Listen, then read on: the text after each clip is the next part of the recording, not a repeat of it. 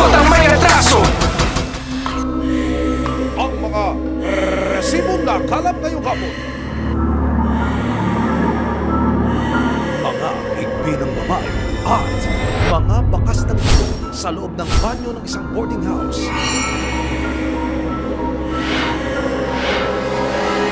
Pinulabog ang isang barangay sa Katarman, Northern Samar. Yung balahibo ko, tumindig. Tumayo balahibo.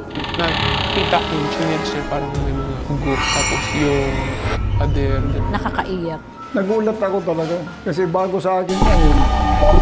Ang pagtutok ng resibo sa nakakikilabot na pangyayari. Mamaya na! Ipakiusap po ba kayo sa kanila? Anong pakiusap? Sila dapat mag-usga kayo para sila alam ko na ano ang nangyari sa anak ko.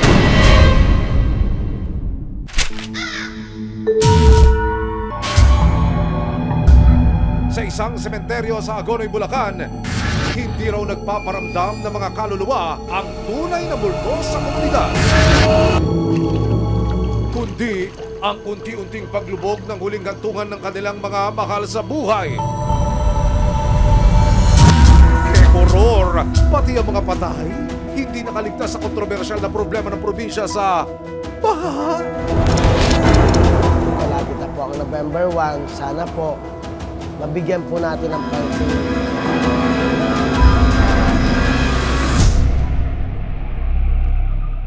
Anumang reklamo bibigyan tugon. Bawat hinaing at problema hahanapan ng solusyon. Ito ang inyong sandigan. Hindi palalampasin ang mga tiwali at maling gawin. Dito, walang ligtas ang abusado at lalong walang lusot ang may atraso. Dahil ang lahat, hahanapan natin ang resibo. Magandang hapon, ako po si Emil Sumangit.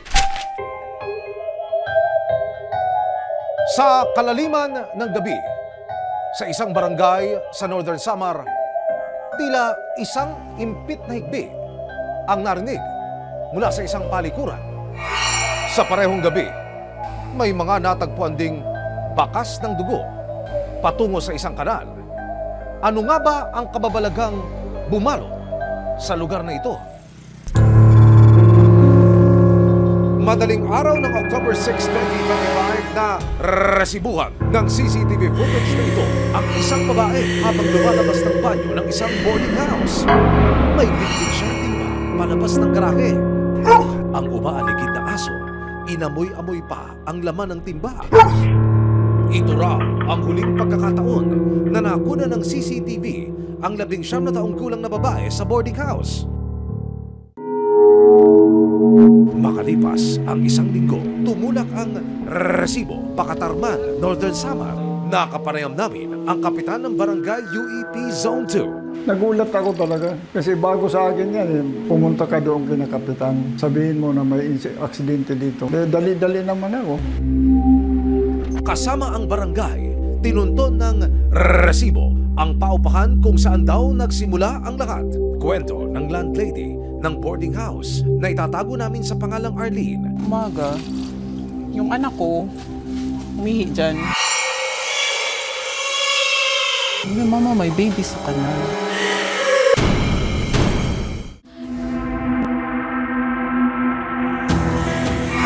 Mga hindi ng babae na narinig sa banyo ng isang boarding house sa Northern Samar. At mga bakas ng dugo sa daanan hanggang sa kanal. Hindi pala gawa ng maligno o mga ligaw na kaluluwa, kundi mga resibo ng isang karumal-dumal na krimen. Nagulat ako talaga kasi bago sa akin yan. Pumunta ka doon kina kapitan. Sabihin mo na may aksidente dito. Dali-dali naman ako. Sa cellphone video na kuha ng mga taga-barangay alas 7 ng October 7, makikita po ang isang lalaki na pilit na may kinukuha mula po sa kanal. Maya-maya pa, mahahagkan niya ang isang nangingitim na bagay at nang pihitin ito ng lalaki, tumambad ang isang wala ng buhay na sanggol.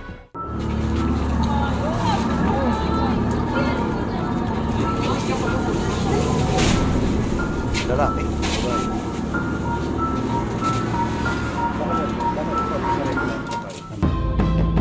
Sa parehong araw, sinimula na ng Katarman PNP ang kanilang investigasyon.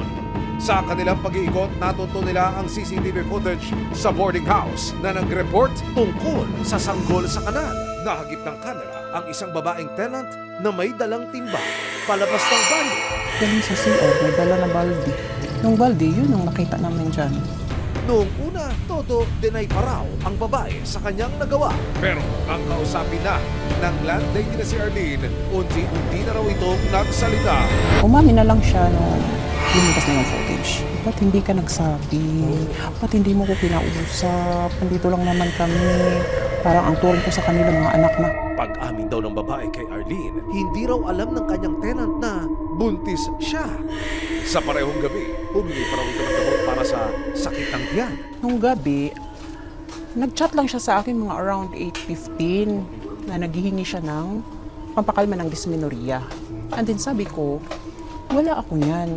Hindi niya kasi alam daw na buntis siya, tapos kala niya mapupupo lang siya. Ayon sa isa pang tenant sa boarding house na itatago namin sa pangalang Jessa, nakarating din daw sa kanya na may iniindang pananakit ng tiyan ang babae noong gabing iyon. Yung ka-roommate niya, nag-chat sa akin. Sinabi niyang sumasakit daw yung tiyan, tapos umiiyak, tapos nagsusuka. Natulog na lang ako noon kasi akala namin normal days. Tapos nung mga bandang alauna, alas 2, alas 3, maingay siya. At dahil nakabukas ang pinto ng kwarto ni Jessa, narinig daw niya ang paglabas-pasok ng babae sa banyo. Bandang alas 3 na gano'n, lumabas ako sa room namin. Tapos nag-CR ako. Pagpasok ko, may narinig akong parang nahirapan. Nang muling gumamit si Jessa ng banyo, bandang alas 5 ng hapon, mga bakas daw ng dugo ang bumungad sa kanya. Yung CR na ginamit niya, akala ko kasi rigla. So, nilinis ako, akala ko normal. Pagtapos ko maligo, bandang alas 6, akala ko, di ko alam yun na pinapanood. Ang inaakala ni Jessa na pagkaalboroto lang ng tiyan ng kapwa-tenant noong gabing iyon, pagluwal na pala ng babae sa daladala niyang bata sa sinapupunan. At nang mailagay na raw sa timba ang sanggol, lumabas ang babae sa gate at saka raw itinapon sa kanal ang bata. Sa amin, mga ka-borders, yung pag-CR, di ba, nga magahon, natutrauma kami, tapos yung kahit kunting kaluskus lang na parang natutrauma. Ayon sa resulta ng post-mortem examination na isinagawa sa labi ng sanggol, nabuhay pa raw sana ang sanggol kung nailuwal lamang sa tamang pasilidad. Ang sabi ng doktora, kung sa proper sa hospital o na tingnan ng proper na care, posibleng mabuhay yung bata. Kasi parang nasuffocate yung bata eh. Hindi nabigyan ng magandang atensyon yung bata. Kaya namatay. Sa pagkalap namin ng resibo, natukoy namin ang kinaroroonan ng 19 na taong gulang na babaeng nasa likod di umano ng krimen. Nasa bahay siya ngayon ng kanyang mga magulang sa ibang bayan. Sinubukan ng resibo na kunin ang kanyang panig. Pero tumanggi muna siyang magsalita. Humarap sa amin ang magulang ng babae. Ayon sa kanya, maging sila raw bulag sa totoong pinagdaanan ng kanyang anak. Ngayon daw sir, wala siyang masasabi kasi hindi pa daw nila alam na. Siyempre, ang mga tao, naguhusga agad, di man nila alam yung mga nangyayari. Dapat naghusga kayo, wala sila. Alam ko na ano nangyayari sa anak ko. Kahit ako nga, nanay, hindi ko alam. Ayon naman sa Municipal Social Welfare and Development Office, dahil malayo sa pamilya, maaaring hindi lubos na nagabayan ng babae sa pinagdaan ng problema. Inaalam pa rin daw nila hanggang ngayon ang rason sa likod ng pagtapon sa sanggol sa kanal. May mga kakulangan siguro doon yung family niya to monitor kasi kailangan mayroon tayong usual contact. Lalo na kung distansya ka sa mga anak mo. So dapat yung magulang laging responsibly. Not only to provide the money or the basic, but more on the mental. We still have to understand libat sa situation niya. Ano ba talaga ang push sa kanya, bakit naging ganun ang takbo ng isip niya. Sa gitna ng patuloy na pag-iimbestiga ng Katarman PNP, gabi ng October 6, dumating ang babae sa kanilang presinto para aminin daw sa mga otoridad ang ginawa niyang pagtapon sa sanggol. Siguro naisipan na niya talaga na aminin na nung gabi lang na namin niya na sa kanya. Nung matanggal yung bata daw, yung ano niya, patay na daw. Tatakot lang siya sa mga magulang niya. Nakita ko rin naman na talagang nanlulumo siya. Yung makikita mo na may depressed, stress, parang ganun lang. October 8, 2025, isinampana ng Katarman PNP ang kasong infanticide laban sa babae. Makalipas ang 5 araw, nailibing na rin ang sanggol sa public cemetery ng Katarman. Yung ipinail namin sa kanya is pumasok yung sa infanticide. Yung newborn baby na namatay.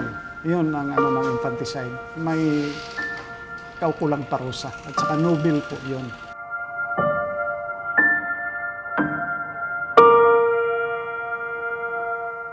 Kung mapatunayang nagkasala, haharap ang suspect sa hindi bababa sa 6 hanggang 12 taong pagkakakulong.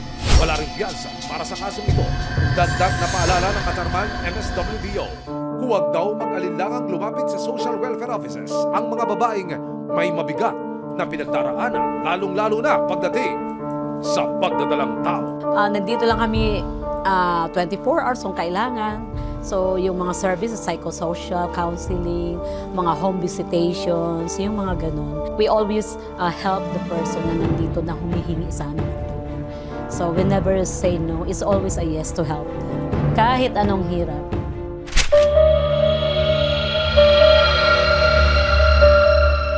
Tuwing undas, ayon sa matatanda, dalawin natin ang puntod ng mga mahal natin sa buhay. Kung hindi, baka raw tayo ang dalawin nila at hilahin ang mga paa natin sa hukay. Pero paano naman dadalawin kung pati ang sementeryo binabaha? Sa Hagonoy, Bulacan na minumulto na ng mga anomalyang ghost projects, maging ang patay. Apektado rin ang mga problemang dulot ng mga kurakot. September 22, 2025, natanggap ng Resibo Action Center ang reklamo ng isang residente sa Hagonoy, Bulacan. Daig ng 45 taong gulang na si Edwin Santos, tila napabayaan na raw ang Peralta Municipal Cemetery. Makikita nyo talaga yung tubig kulay parang langis na kulay itim. October 18, 2025, pinuntahan ng Resibo ang lugar. Pero bago pa man makapasok sa loob ng sementeryo, matatanaw na agad ang lampas tuhod na baka sa kalsada. Pagka pumapasyal ako dito kay Father, alam naman yun, napakahirap. Ako, napakalaki ng tubig doon sa main gate. Hindi ko kaya talagang dumaan doon. Mahirap, ayan, gaganyan ka pa. Ayun ako. Dito na lang siguro ako sa ibabaw. Sisilipin ko na lang, titignan ko na lang. Para at least makita ko madalaw ko siya. Medyo may amoy.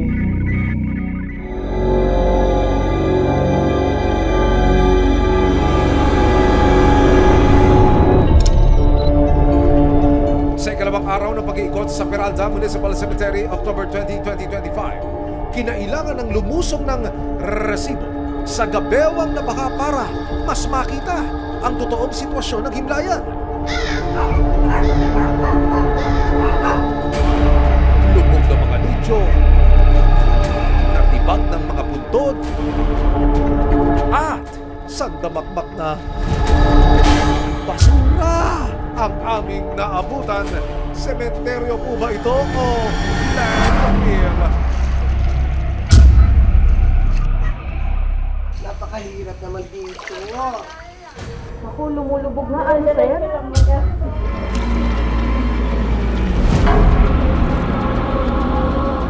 Nalusaw at naglutangan na rin ang ilan sa mga tela mula sa mga kabaong. At sa isang abandonadong musileo, nakatiwangwang ang isang sako. Laman ito, mga buto ng yumao. Naku po!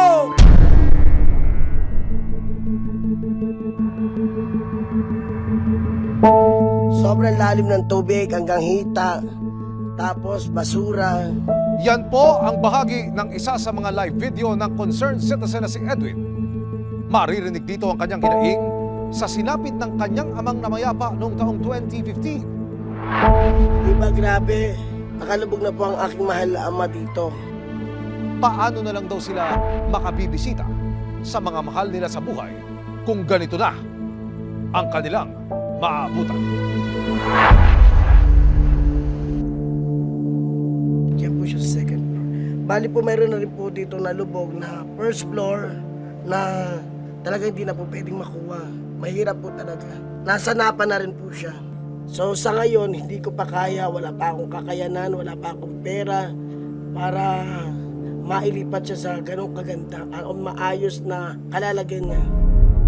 Halos 2 dekada nang nakalibing sa Peralta Municipal Cemetery ang kanyang ama. Pero itong taon na raw ang pinakamahirap na pagbisita sa kanya. Kaya panawagan ni Edwin. Sana po, mabigyan po natin ng pansin kasi napakahirap tanggapin, napakahirap sa kalooban namin na nakalubog ang mahal mo sa buhay sa tubig. Sa loob ng mahigit 5 taong pagtatrabaho rito ng sepulturero na si Eddie, mas dumami pa raw ngayon ang nagpapahukay sa kanya. Gusto mo nang ialis dahil lubog nga, hindi mo na madadalawan. Ganun yung nakapag-desisyon ng ibang tao, yung may-ari ng nicho na ilipat na lang. October 21, 2025, inilapit na ng resibo sa Barangay San Sebastian at lokal na pamahalaan ang hinaing ni Edwin at ng mga residente. Kasama ang ilang mga taga-barangay, binisita ulit ng resibo ang Peralta Cemetery. Ayon sa kagawad ng barangay, mauuwi pa rin daw sa palpak ng mga flood control projects ang dahilan sa paglubog ng kanilang sementeryo. Hindi po sana magkakaganto kung natugunan po talaga yung sa flood control po dito sa bayan ng Hagonoy. Napakalaking epekto po nito. 80% po ang lubog sa barangay ng San Sebastian. Pag-amin pa ng barangay, pansamantala nilang pinayagan ang mga residente na magtapon ng basura sa itaas ng sementeryo. Pwede po ba yun, mga sir? Ngayon po, dito po talaga inilagay po lahat ng basura nila na pinayagan din naman po. So meron talagang nagtatapon dito dahil inalaw din po? Opo, kasi po gawa nga po nung mga pag-high tide. Meron po, sa laki ng tubig, hindi po nabababa tayo ng truck basta-basta kasi lulubugin po yung truck. Pelta naman ng lokal na pamahalaan, hindi nila inaprobahan ang pagtatapon ng basura sa sementeryo. Yung namang pagsisinop nun, nasa pangangalaga naman yun ng barangay. Definitely, pinamomonitor ng aming punong bayan yung mga ganyang issue ngayon. Ikinonsulta ng resibo sa DOH ang problema ng barangay. Ayon sa kanila, malaking panganib ang dala ng mga nababad ng labi na sinamahan pa ng mga basura at baha. So hindi lang po yung mga infectious diseases na tinatawag, yung nagkakos po ng pagtatae, pananakit ng tiyan, pagsusuka. Since nasa sementeryo po yung ating pinanggagalingan ng infeksyon, yung mga naagnas na katawan po ng mga namatay, nakakadagdag din po yun sa panganib. October 21, 2025, kasama ang resibo, nagkasanang meeting ang Municipal Environment and Natural Resources Office o MENRO at barangay para sa malawakang cleanup ng Peralta Municipal Cemetery. Siguro after na madrain yung tubig, baka lumitaw na yung nicho nung pag nakukuhanin noong labi, possible na makuha rin bukas. Umaga pa lang, sinimula na ng mga opisyal ng Hagonoy ang pag-aakot ng basura sa loob ng sementeryo. Mga ilang tonelada na po ang nakuhang basura? May truck nakailang balik na rin, maapat o 5 siguro. Bagamat iba ang sitwasyon sa bayan ng Hagonoy dahil lagi tayo nilulubog, binabaha. Kaya isa to sa mga balakid ko bakit napakahirap natin pamahalaan yung mga basura. Kahit na anong pagsusumikap natin na hakutin, kuhanin lagi ito, kung hindi namin kayo makakabahagi sa pagpapatupad nito, ay may hirapan tayo sa ipagtagumpayan nito. Makalipas ang mahigit 2 oras, ito na ang itsura ng Peralta Cemetery. Ang mga residenteng nagmamasid sa paligid, kapansin-pansin ang sigla nang makita ang pagbabago. Samantala, habang hindi pa nalulubog ang nicho ng kanyang ama, tinulungan ng resibo si Edwin na mailabas sa mga buto ng kanyang magulang. Pagkakuha sa mga buto, inilipat na ang namayapa sa mas mataas na bahagi ng sementeryo habang inihintay ang rehabilitation ng Peralta Cemetery sa susunod na taon.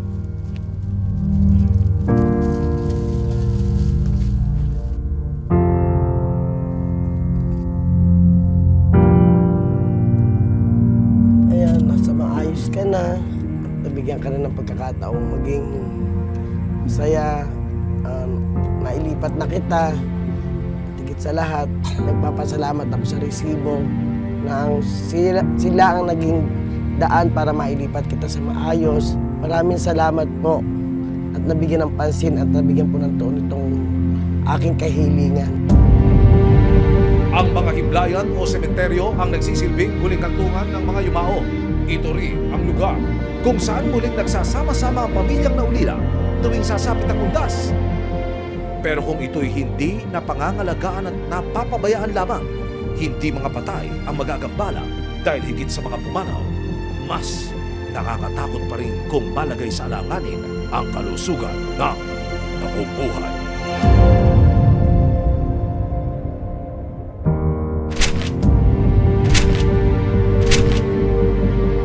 Sama-sama nating ituwid ang tiwali at baluktot.